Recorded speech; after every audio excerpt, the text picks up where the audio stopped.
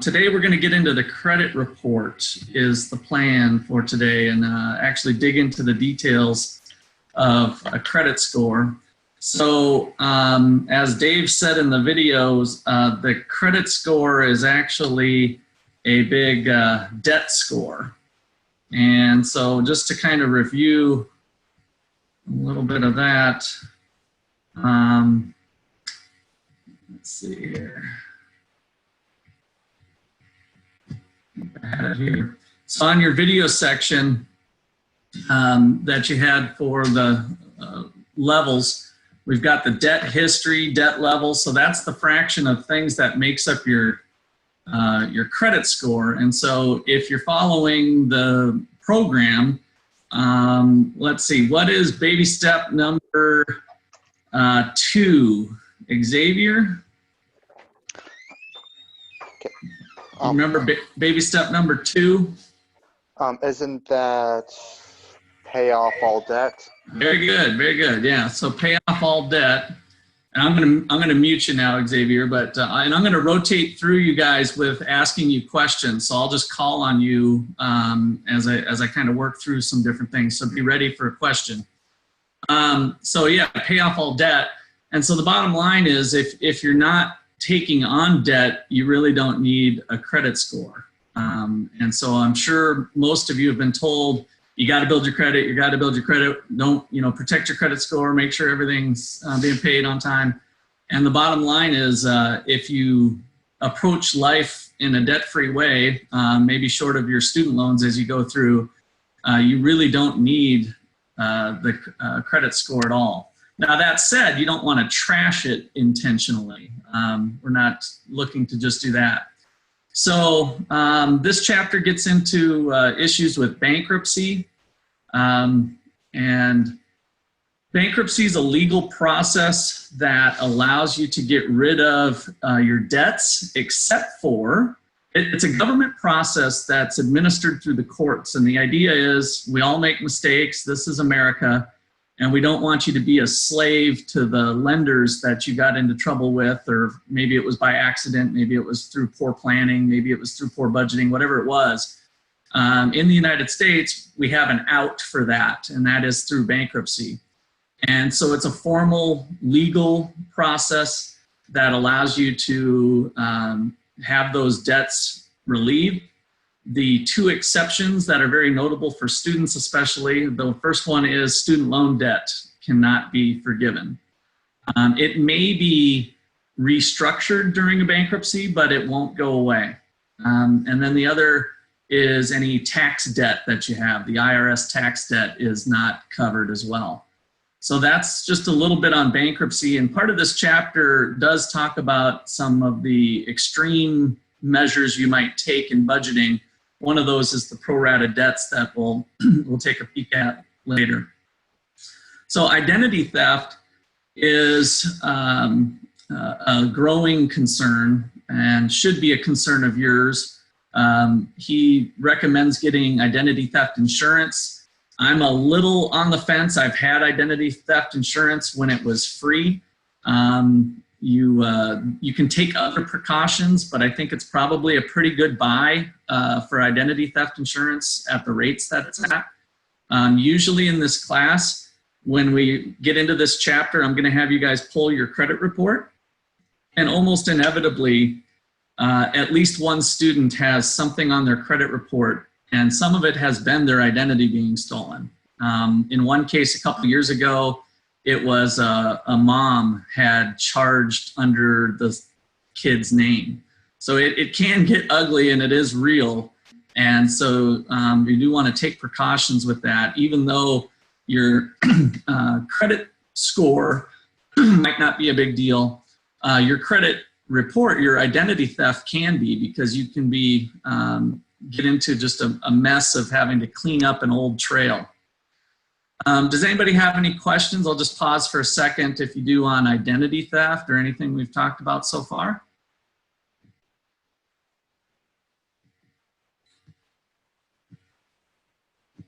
Okay.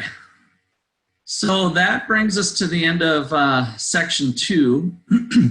And And so the next video sections that you guys will be doing by Friday, you'll finish up this chapter, watching the video sections and filling in. So that's what I'm going to speak about today to kind of prime you for that. And then we'll have an exercise to do as well. So here they talk about collections. So if some of you have maybe known somebody that's being chased after, and it can be pretty stressful, maybe even more stressful than the coronavirus, depending on your circumstances.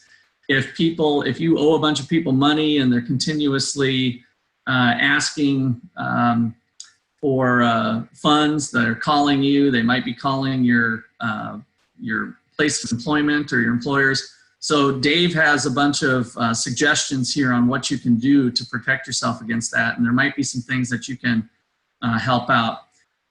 For budgeting purposes, when you are in a crisis type period, the 4 walls that we did in our budgeting chapter are important to remember. So the 4 walls, let me get my little drawing tool going here, see how that goes. So these 4 walls here, food, shelter, clothing, transportation, are all designed to be the first things that we think about when we do the zero-based. So the zero-based budget, every dollar's got a name. We haven't kind of talked about the budget for a while, but we're thinking about the windshield, looking forward always, not maybe worrying about some of the mistakes of the past other than to be diligent about making a budget moving forward. And so we've covered these 4 basic walls because even if you can't pay all of your bills and you've got debt collectors coming after you, if you've got these 4 things, you've at least got that going for you. That wouldn't be changed. Let's see, I think when I got that, let's see, I gotta go back to the mouse. I'm still kind of learning this, so. Clear that.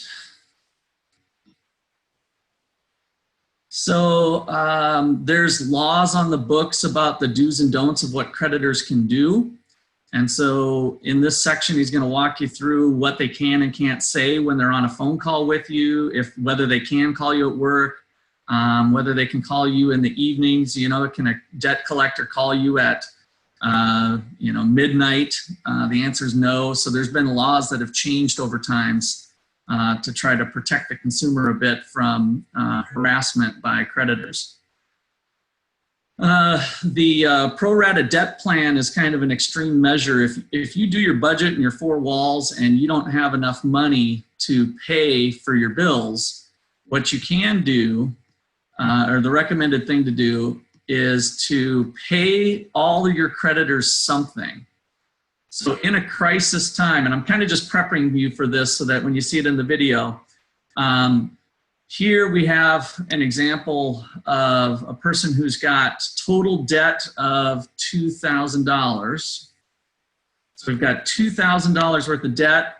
$310 a month is what they're shelling out for all these debts. They've done their budget and they've only got $200 left over, which means they're not going to be able to make their payments.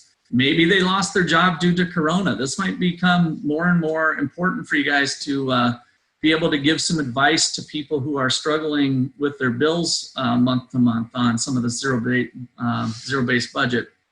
So we've got the 4 walls protected. Let's not pay Visa when we can't buy our food or pay our rent, right? So we're going to have our priorities straight.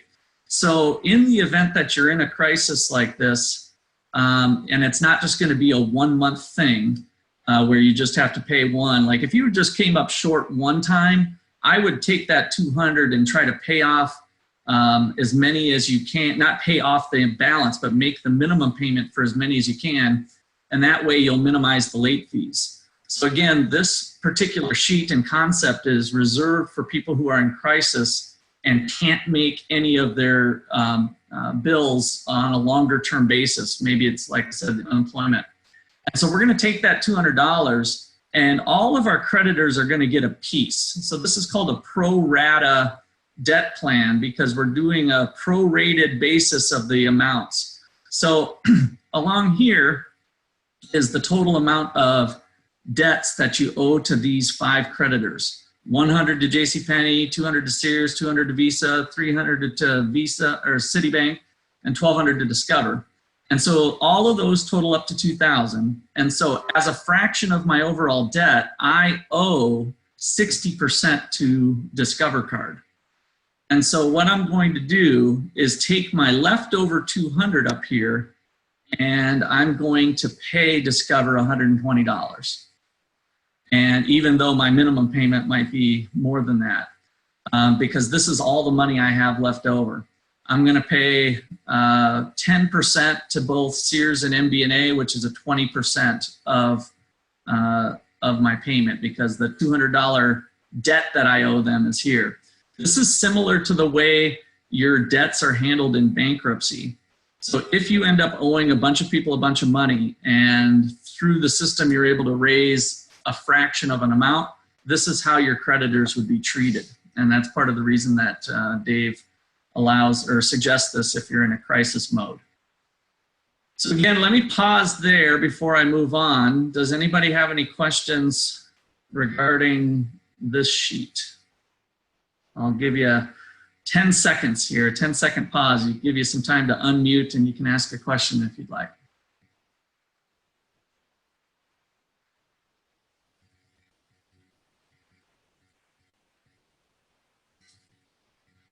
All right. So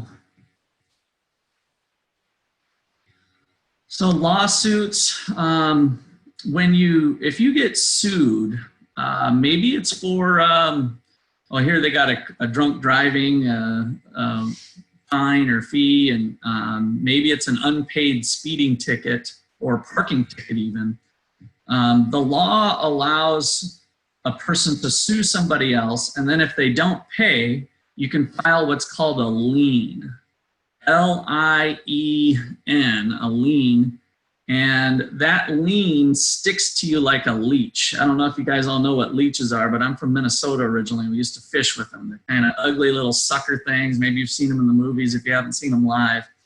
And those leeches will suck onto your skin, right? And so then they suck your blood. Well, a lien sucks onto your credit. And what it does is if you go to buy a house, let's say 4 years from now, and you had that unpaid parking ticket that was, let's say a speeding ticket, that was $125, and then with late fees and interest, it's now $456. Before you buy that house, you're gonna have to pay that $456 back. So that will show up on your credit as a lien. So any previous judgments, bankruptcies, all of that's going to show up on your credit report. So the last page of our reading section here we'll end up using. So these are the free credit reports. And so one of the things we'll do today is I want you guys to get on and end up checking your own. But there is a phone number, websites. Also, if you just Google freecreditreport.com and stuff, you can get access to those. All right, so let's see. The next thing I want to look at here is your exercise for today that we're going to work on today in class. So it's called Reading a Credit Report. We've got these questions here that will be part of what you'll need to answer. And we can work on this during class time. And all of this is referencing down at the bottom as you go to the very end. Let's see if I can get there. There's just those questions. There's a sample credit report. And so this is just a dummy report that gives you an idea. I assume most of you have not looked at a credit report. And let me shrink this a little bit. So up at the top, you've got the credit reporting office, your social security number, your name, your address. And it's sometimes kind of surprising to see. Now this particular sheet, I have it blown up so it's a little hard, it's a little blurry to read, but the first item identifies, these are all like little hints of what's going on. So here's kind of your main part of your credit report that shows your open accounts. And so let's take a look at this first line item here. We've got Sears, and there's your account number. Type of account it is. The date you opened it was 1986. This particular date on our credit report here was pulled in 1994. So right here at the top, it was pulled in 1994. So back then we had this 1986 amount, and you had a high credit limit of $3,500. You have a zero balance now, and the status is R1. So what does all that junk mean? Well, if we go down to the bottom of the credit report, there's a key that shows you, let me get rid of my drawings. So there's a key that shows you what type of an account it is. So remember, that was an R, so it's a revolving status. How have you been paid? You've been paying timely. If you would have gotten an R2, 30 days plus due, 60 days past due, 90 days past due. So a 90-day past due hurts your credit score more than a 30-day past due. And so to have perfect credit, you want to see paid as agreed. And then you can have these other levels of if you were making regular payments, repossession, or if a charge off. And then we have these different types of debt. Whose account is it? Over here to the left, we've got a joint account, individual account. So you got all these statuses that kind of reflect what you are to the bank. So if you look at these other ones that are here,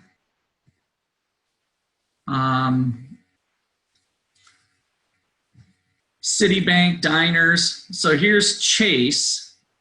We've got an R3. So an R3, R2 was 30-day late. R3 was 60-day late. So on your Chase account, you've been 60 days late, and your balance is $3,000, and your credit limit's $5,000.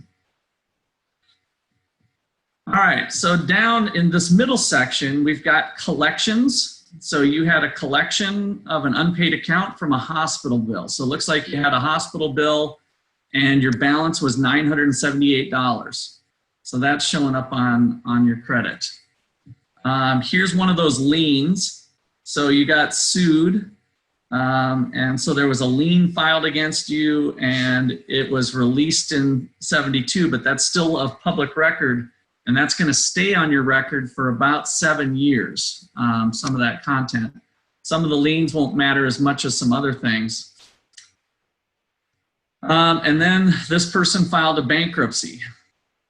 So we've got the bankruptcy filed in 1989. Again, that's a 7-year that it won't affect your credit card or credit record, and it'll stay on there for 10. You had it discharged. There was assets of $780. So there's details about that. And here you were sued in court, and there was a judgment filed. Somebody sued you, John Doe, and it looked like you didn't pay your rent maybe or something. You got ABC Real Estate, and so that shows up on your public record. All right, so that's kind of all the content, just to give you an overview of this. Does anybody have any questions? Let me do a 10-second pause here on the credit report.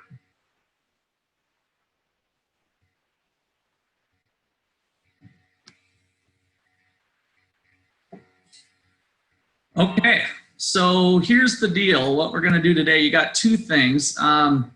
I'd like you to go ahead now on your computer and pull your credit report. So you get a free credit report per year. You get one per year, and you're going to have to fill out some forms and go through a few things. But what I wanted to do in class today was have you fill out that form And then also you can start on that exercise. But point, we'll kind of have class officially dismissed, but I'll stay on the line if you want to continue working and see if you got any questions. And you can just let me know. Otherwise, we'll see you Friday.